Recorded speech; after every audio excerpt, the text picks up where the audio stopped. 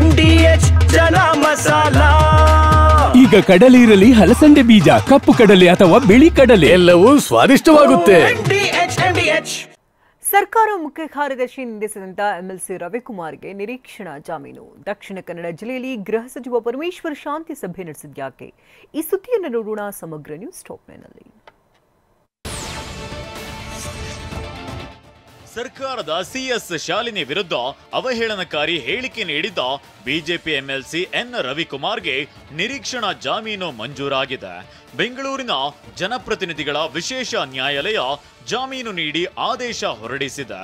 1 ಲಕ್ಷ ರೂಪಾಯಿ ಮೊತ್ತ ಬಾಂಡ್, ಒಬ್ಬರು ಶ್ಯೂರಿಟಿ ಒದಗಿಸಲು ಸೂಚಿಸಿದೆ. ತನಿಖೆಗೆ ಸಹಕರಿಸಬೇಕು, ಸಾಕ್ಷ್ಯಾಧಾರ ನಾಶಪಡಿಸದಂತೆ N ರವಿಕುಮಾರ್ಗೆ ಷರತ್ತು ವಿಧಿಸಲಾಗಿದೆ.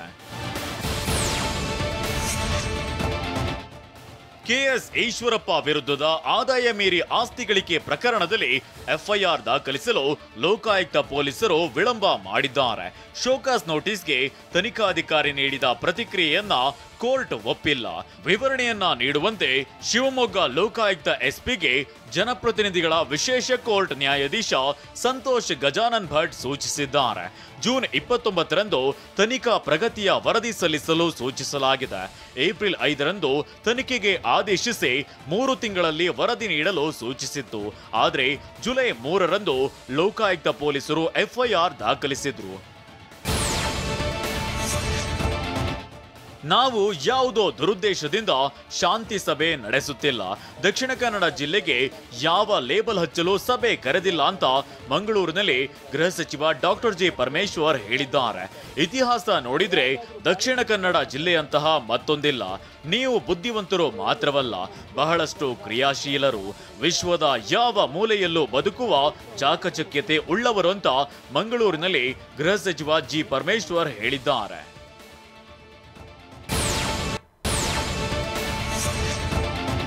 ಪ್ರಿಯಕರನ ಜೊತೆ ಸೇರಿ ಪತಿಯನ್ನ ಕೊಂದಿದ್ದ ಪತ್ನಿ ಸೇರಿದಂತೆ 3ರನ್ನ ಬಂಧಿಸಲಾಗಿದೆ. ಹಾಸನ ಗ್ರಾಮಾಂತರ ಠಾಣೆ ಪೊಲೀಸರು ಪತ್ನಿ ಭವ್ಯ ತಾಯಿ ಜಯಂತಿ, ಭವ್ಯಾಳ ಪ್ರಿಯಕರ ಮೋಹನ್ ಕುಮಾರ್ನನ್ನ ಬಂಧಿಸಿದ್ದಾರೆ. ಜುಲೈ 5ರಂದು ಮಧುನನ್ನ ಕೊಲೆಗೈದು ಶವ ಬಿಸಾಡಿದ್ರು. ಆಲೂರು ಮೂಲದ ಮೋಹನ್ ಜೊತೆ 2 ವರ್ಷದಿಂದಲೂ ಭವ್ಯ ಅಕ್ರಮ ಸಂಬಂಧ ಹೊಂದಿದ್ಲು. ಅಕ್ರಮ ಸಂಬಂಧಕ್ಕೆ ಅಡ್ಡಿಯಾಗುತ್ತಿದ್ದಕ್ಕೆ ಪ್ರಿಯಕರನ ಜೊತೆ ಸೇರಿಕೊಂಡು ಮಧುಗೆ ಕಂಠಪೂರ್ತಿ ಕುಡಿಸಿ ಉಸಿರುಗಟ್ಟಿಸಿ ಕೊಲೆಗೈದಿದ್ರು. ಹಾಸನ ಗ್ರಾಮಾಂತರ ಪೊಲೀಸರು ಆರೋಪಿಗಳಿಗೆ ಕೋಳ ತೊಡಿಸಿದ್ದಾರೆ. ರೈತರ ಹೆಸರಿನಲ್ಲಿ KIADBಯಲ್ಲಿ ಬಹುಕೋಟಿ ವಂಚನೆ ನಡೆಸಲಾಗಿದೆ. ಮಧ್ಯವರ್ತಿ ರವಿ ಕುರುಬೇಟ್ನನ್ನ ಇಡಿ ಅಧಿಕಾರಿಗಳು ವಶಕ್ಕೆ ಪಡೆದಿದ್ದಾರೆ. ಆರೋಪಿ ರವಿ ಕುರುಬೇಟ್ ಧಾರವಾಡ ತಾಲೂಕಿನ ಚಿಕ್ಕಮಲ್ಲಿಗವಾಡ ನಿವಾಸಿಯಾಗಿದ್ದು, KIADB ಕಚೇರಿಯಲ್ಲಿ ರೈತರ ಹೆಸರಿನಲ್ಲಿ ನಕಲಿ ದಾಖಲೆ ಸೃಷ್ಟಿಸಿ ಭೂಸ್ವಾಧೀನ ನಡೆಸಿ ಹಣ ಪಡೆದಿದ್ದ. ಅಕ್ರಮವಾಗಿ ಹಣ ಪಡೆದಿದ್ದ ಪ್ರಕರಣದಲ್ಲಿ ಮಧ್ಯವರ್ತಿಯಾಗಿದ್ದ.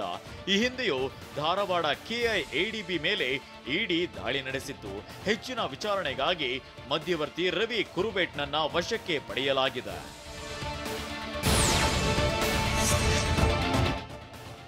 ಹದಿನಾಲ್ಕು ವರ್ಷದ ಬಾಲಕಿಯನ್ನ ರೇಪ್ ಮಾಡಿ ಕೊಂದಿದ್ದ ಹಂತಕನನ್ನ ಬಂಧಿಸಲಾಗಿದೆ. ಬೆಂಗಳೂರು ದಕ್ಷಿಣ ತಾಲೂಕಿನ ತಾವರೆಕೆರೆ ಠಾಣೆ ಪೊಲೀಸರು ರಾಯಚೂರು ಮೂಲದ ಆರೋಪಿಯನ್ನ ಸೆರೆ ಹಿಡಿದಿದ್ದಾರೆ. ಈತ ತಾವರೆಕೆರೆಯಲ್ಲಿ ಮರಗೆಲಸ ಮಾಡಿಕೊಂಡಿದ್ದ ಆರೋಪಿ ಹತ್ಯೆಯಾದ ಬಾಲಕಿ ಕುಟುಂಬಕ್ಕೆ ಪರಿಚಯವಿದ್ದಂತೆ. ಮನೆಯಲ್ಲಿ ಬಾಲಕಿ ಒಬ್ಬಳೇ ಇದ್ದಾಗ ಅಕ್ರಮವಾಗಿ ಪ್ರವೇಶಿಸಿ ಕೊಲೆ ಮಾಡಿ ಪರಾರಿಯಾಗಿದ್ದ. ತಾವರೆಕೆರೆಗೆ ಬಂದಿದ್ದಾಗ ಆರೋಪಿಯನ್ನ ಬಂಧಿಸಿ ತೀವ್ರ ವಿಚಾರಣೆ ನಡೆಸಲಾಗಿದೆ. ವಾಹ್, ಯಾಕೆ ಈಗ ಬಂತ ಸ್ವಾದ? ಖಂಡಿತ ಈಗ ಬಂತು ಅಸಲಿ ಸ್ವಾದ. MDH chunky chaat masala life ಅಲ್ಲಿ ಅಸಲಿ ಸ್ವಾದ ತರುತ್ತೆ. ಅಸಲಿ ಮಸಾಲ, MDH.